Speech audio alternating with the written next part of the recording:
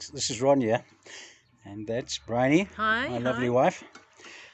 Together we want to introduce you to our cooking system, and we call it the Ronoster braai oond. Now, Ronoster, as in my name, Ron, R-O-N, but Ronoster in Afrikaans, we are South African, is in actual fact the Afrikaans word for rhinoceros. And braai, as in braai, that's her. Her name is spelled B-R-Y, but in South Africa, in Afrikaans, the word braai in actual fact equates to a barbecue. B-R-A-A-I. B-R-A-A-I. There we go. I'm not a braai. And the oond side of it, in actual fact, means oven in Afrikaans. So it goes like this: Ronoster braai oond. That's a mouthful, eh? And All here right. it is. Here it is. Here it is. And this is what we got. So it's this is it. Try and get it in the camera here. Okay, what you see now is what looks like two pans, but that's nothing like that. It's a magic machine. Okay, and that's the braai oond. Wrong one. All right, so what we're going to do is we're going to do a beer bread. All right, and that encompasses beer. Beer. Show them the beer, Bronny. They must see it. That's beer. We can't advertise, man. Okay, so it's this is good old South African beer.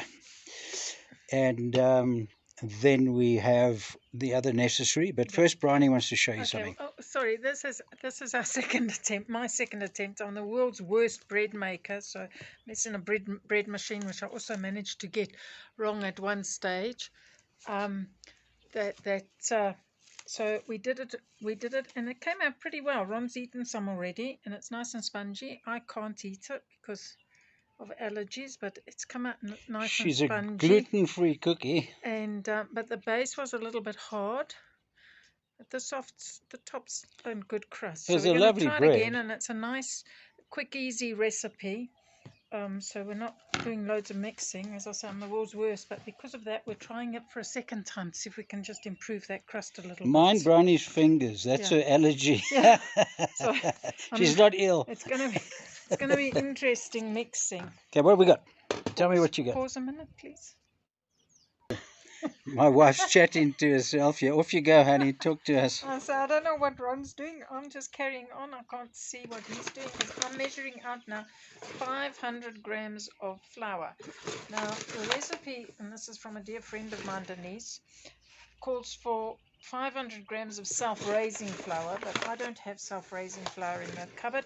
But it's pretty simple because a combination to make self-raising flour, it's just 2 teaspoons of baking powder per cup of flour. So, did I say I want 500? So we've just got basic cake flour here. Sure, you don't need to watch me measuring it all out, but anyway. I know this is interesting stuff for me. I'm the master chef in the family. That doesn't know where the kitchen is. Oh, but I do. What you got there, Annie? Thinks it's an added extra when you get a house. You get a kitchen for free. For free. Okay, so now I'm adding. Come with a garage. That's important. So now I'm adding I need 2 teaspoons per cup, so it's about 20 grams of baking powder. As you can see, I'm not a big measurer. Well, I am measuring it here, but there we go. We've got a couple more grams. 20 grams, there we go. Now it also calls for a big pinch of salt, and on that one earlier I did about, this is not a 5-gram teaspoon, that's for, or 5-millimeter teaspoon, that's for sure.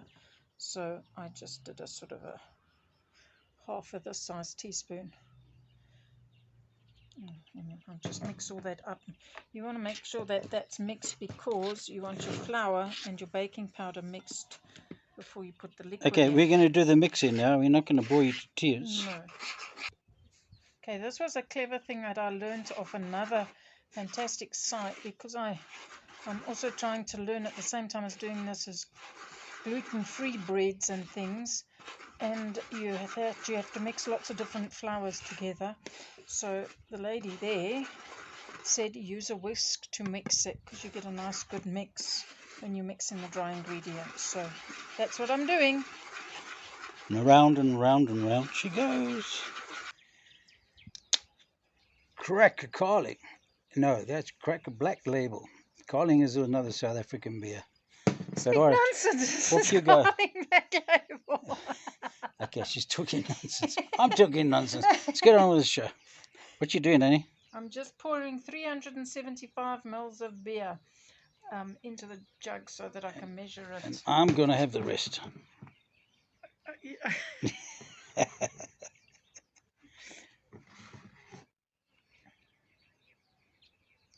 You want to pour this as gently as possible because you need obviously the bubbles in your bread, not all thingied out in the foam. And I'm sure you don't need to see me trying to pour this accurately. You see that handshake? It's alcoholic juiced. It's the smell.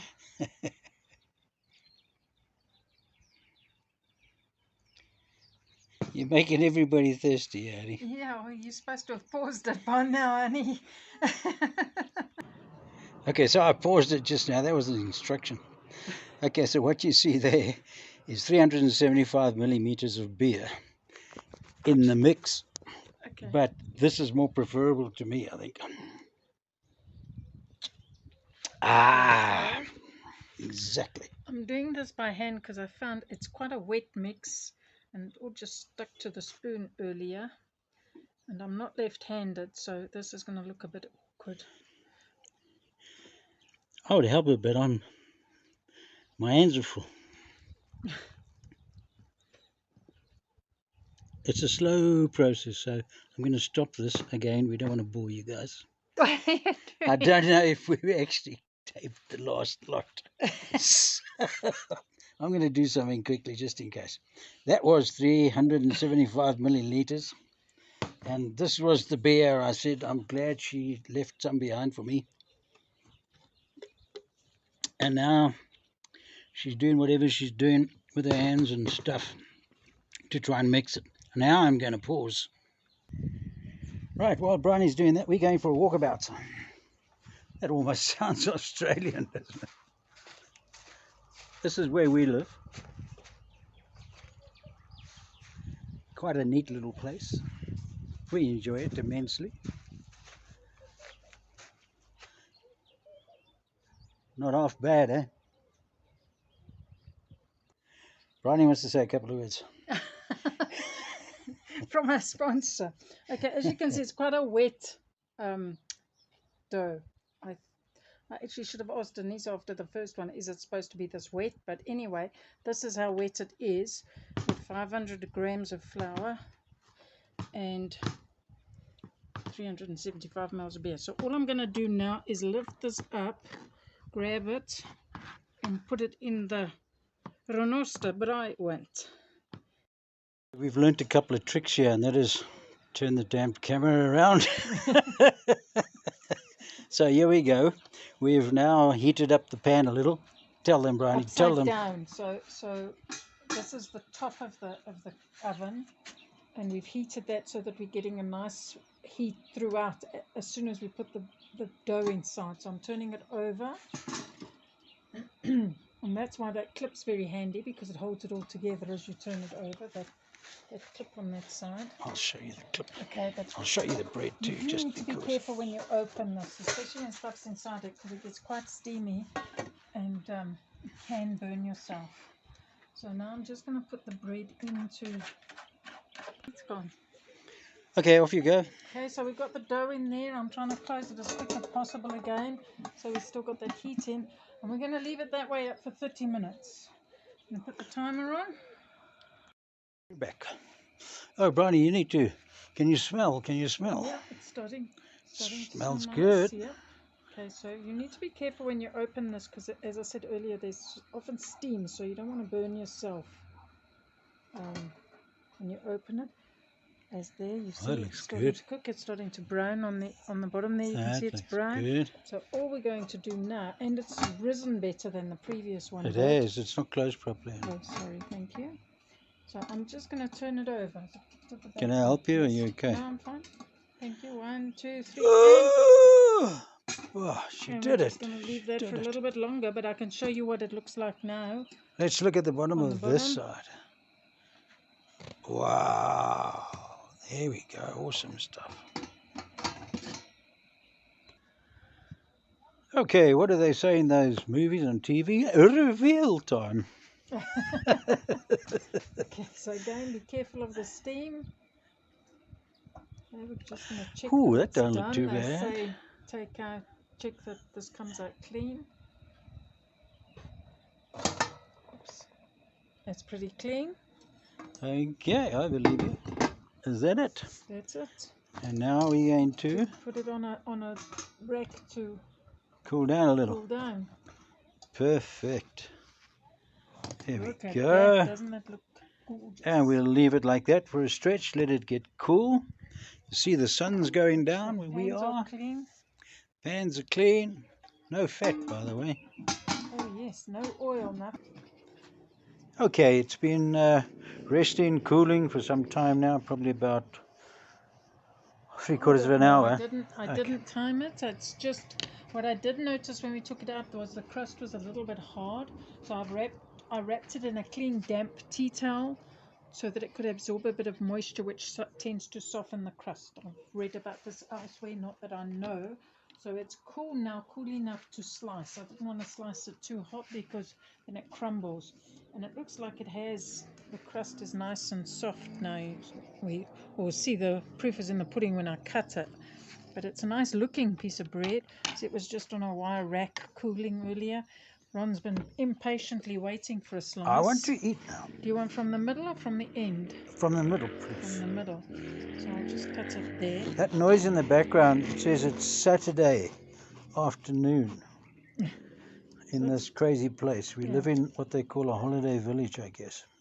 But it's not really a holiday village. It's still a little bit tough to cut through the base there. But it looks good. Look, it's got nice bubbles in. Nice, but you can see the crust is still a bit funny. Right, thick. crust is, So maybe we cooked it a little bit too long on that side. Okay. Ron didn't want to turn it when I wanted to turn it. My Master fault. Chef I'll over here. accept. Master Chef accepts. He knows everything. Hey, my wife knows nothing. I Just got like a brother. Manuel. Like Manuel. So, looking good. Oh, it's quite spongy. But the proof is in the pudding. So if you want to pause that, honey. Ta-da! I'm still here. All right, that's it. You can see it's still hot. The butter's melted quite a lot.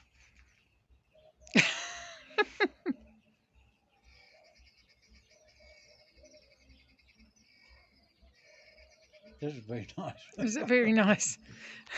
I so wish I could have a taste, but is it a thumbs up? That's it, man. There we go from my chief taster.